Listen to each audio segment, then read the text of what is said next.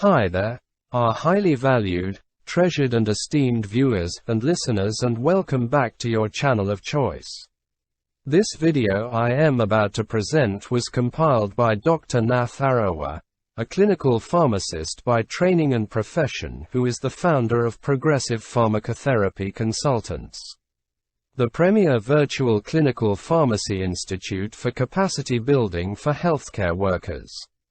The Virtual Clinical Pharmacy Institute with a difference, where patient safety, medication therapy management and optimal clinical outcomes are very crucial and non-negotiable to us. Here we seek to remain your premier source of crucial tips for high-impact pharmacotherapy services. So, on behalf of the Institute, I humbly urge you all to sit back and spare me part of your very precious time to share with you very useful tips which may prove very, very handy in your line of duty. I now welcome you all to part 478 of our pharmacotherapy series, which majors in hematopoietic cell transplantation. The next case reads: PER is a 65-year-old woman diagnosed with myelodysplastic syndrome. Past medical history is significant for type 1 diabetes mellitus and renal dysfunction. After her initial diagnosis, a search for a completely human leukocyte antigen-matched unrelated donor was conducted. A donor was found in the National Marrow Donor Registry, and PER will receive a non-myeloablative allogeneic hematopoietic cell transplantation using bone marrow from an unrelated male donor. PER's preparative regimen is as follows: fludarabine 30 mg per meter squared per day on days -4, -3 and -2 and 2 GY total body irradiation on the day of marrow infusion with post-transplant cyclosporine and mycophenolate mofetil. It is now day positive 28 and PER's CBC shows the following: a WBC count of 500 cells per microliter. Differential, no granulocytes or monocytes detected. Platelet count of 100,000 per microliter. A hematocrit of 30%. Donor T-cell chimerism is less than 5%. So my next question to you reads: what is PER experiencing and how should she be treated?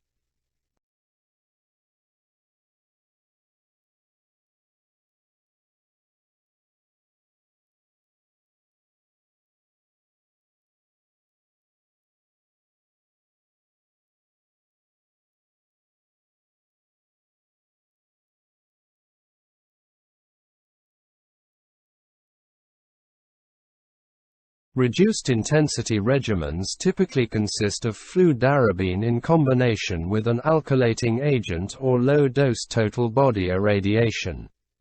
With the non-myeloablative fludarabine total body irradiation regimen, there is minimal neutropenia, thrombocytopenia, and other non-hematologic toxicities. Engraftment is usually evident within the first 30 days in patients receiving a non-myeloablative preparative regimen. However, rejection can occur after initial engraftment. Mixed chimerism, a state where both host and donor cells coexist, generally develops after non-myeloablative hematopoietic cell transplantation. PER has low donor T-cell chimerism on day positive 28, placing her at high risk of graft rejection. Graft rejection occurs particularly after non-myeloablative allogeneic hematopoietic cell transplantation. A delicate balance exists between host and donor effector cells. This is established with myelosuppressive chemotherapy and immunosuppressants to decrease the risk of excessive host versus graft effects that could lead to graft rejection. The incidence of graft rejection is higher in patients with aplastic anemia and in patients undergoing hematopoietic cell transplantation with histone-compatible marrow or T-cell depleted marrow.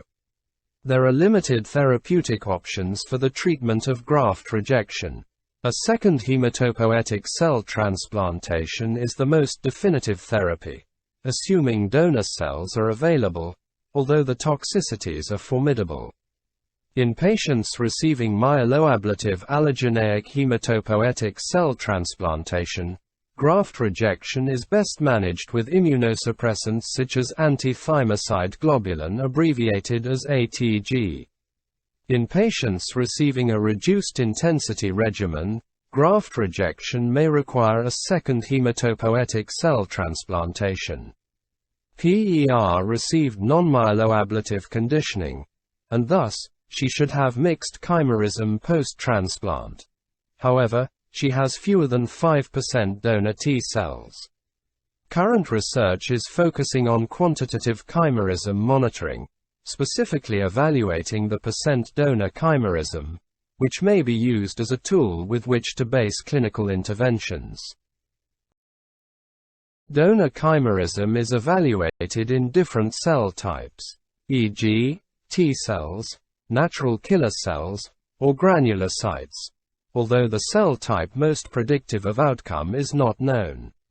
The changes in the percent donor chimerism over time post-transplant, termed engraftment kinetics, are influenced by several factors such as type of hematopoietic cell transplantation conditioning, stem cell source, and intensity of post-grafting immunosuppression. A balance between the recipient's and donor's cells is needed to maximize the graft versus tumor effect, which lowers the risk of relapse while minimizing the risk of graft versus host disease. Based on PER's state of chimerism, she will not benefit from the graft versus tumor effect due to the lack of the donor's cytotoxic T lymphocytes that suppress the recipient's malignancy. PER is at high risk of graft rejection and therefore may not benefit from the transplant. A trial of discontinuing cyclosporine and mycophenolate mofetil, in an attempt to shift the balance toward donor graft growth and away from recipient T cell growth, is an option. PER's T cell chimerism should be monitored periodically and hematopoietic function should be monitored with daily CBC and a bone marrow biopsy as clinically indicated.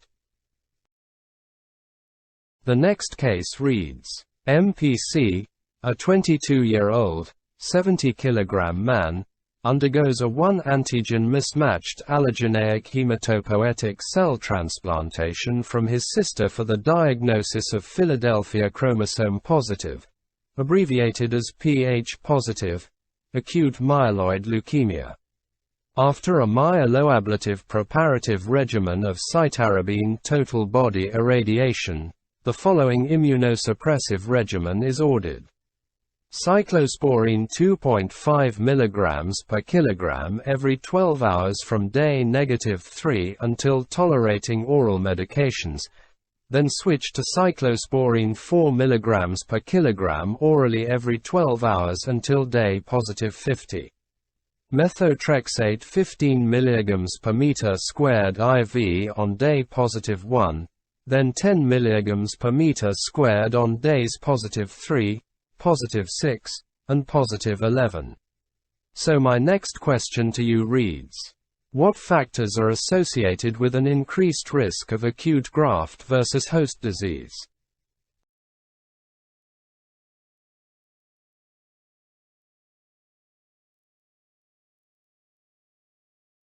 The single most important factor associated with the development of graft versus host disease is the degree of histocompatibility between donor and recipient.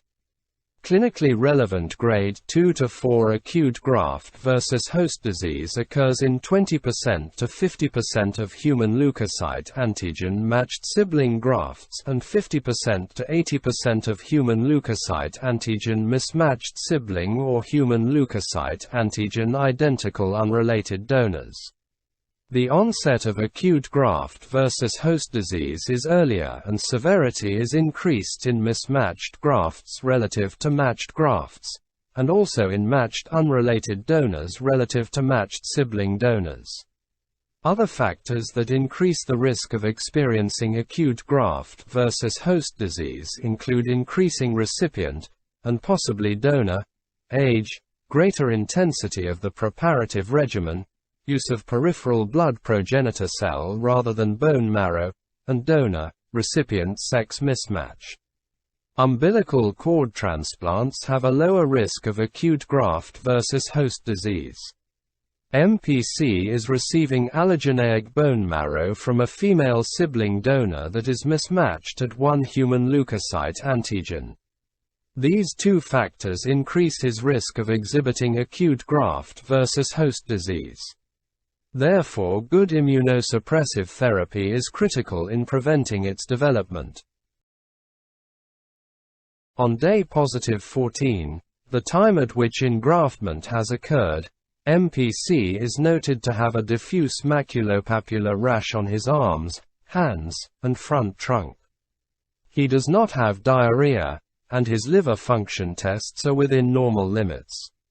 At the onset of his rash, MPC's empiric antibiotics are changed from cefepime to meropenem. Despite the change in antibiotics, MPC's rash persists. How is MPC's presentation consistent with acute graft versus host disease?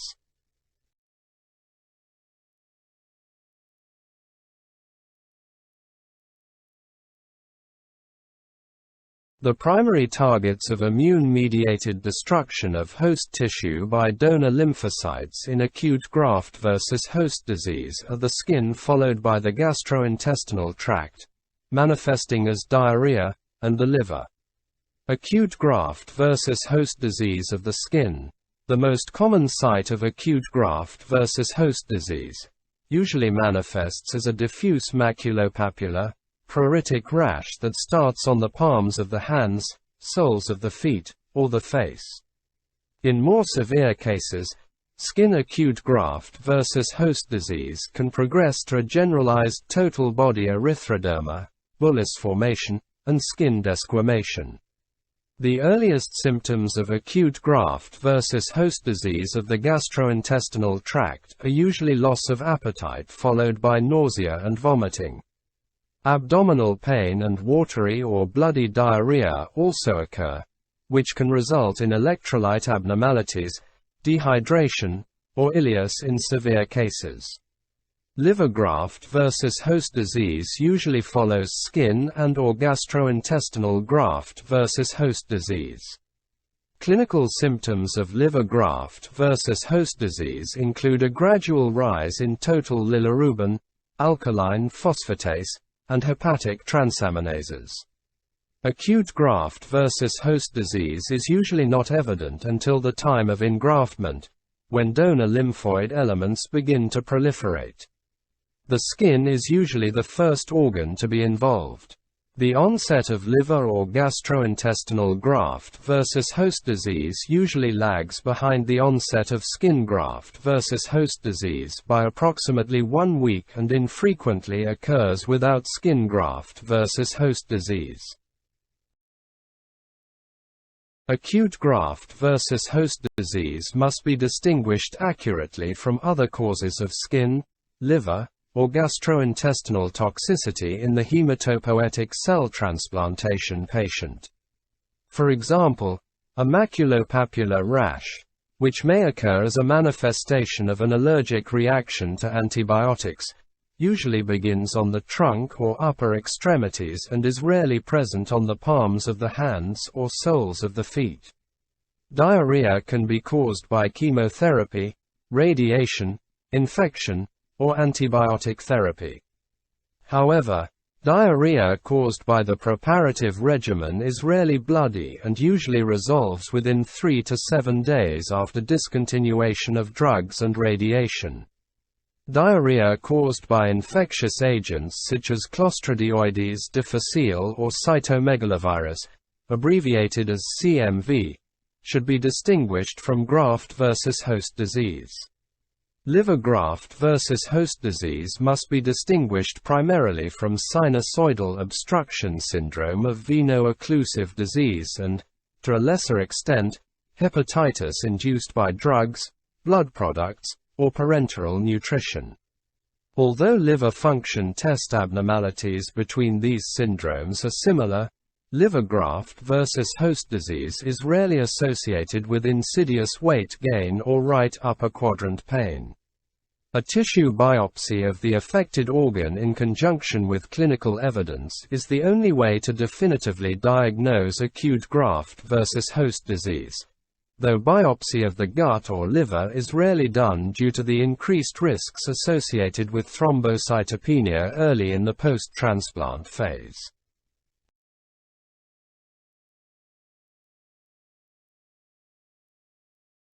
Acute graft versus host disease is associated with characteristic histologic changes to affected organs. A staging system based on clinical criteria is used to grade acute graft versus host disease. The severity of organ involvement is determined first, and then an overall grade is established based on number and extent of involved organs.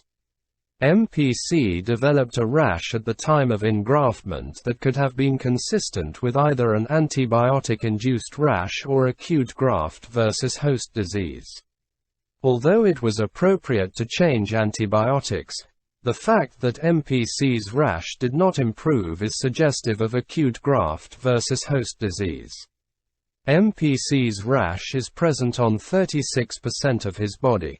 But because there are no signs of GI or liver involvement at this time, MPC is likely to have grade 1 acute graft versus host disease. So there you have it, our highly esteemed viewers and listeners. That brings us to the end of this video. If it benefited you in any way, kindly remember to give it a thumbs up, to like it and to share it widely with your peers. Please leave your comments at the bottom. And if you haven't yet done so, I humbly urge you to subscribe to our YouTube channel. I would like to promise you all that the very, very best is yet to come. Thank you very much for viewing this video. On behalf of our senior colleague, Dr. Nath Arawa, I sincerely appreciate your partnership, continued support and kind collaboration. We look forward to interacting with you in the next video, which will be part 479.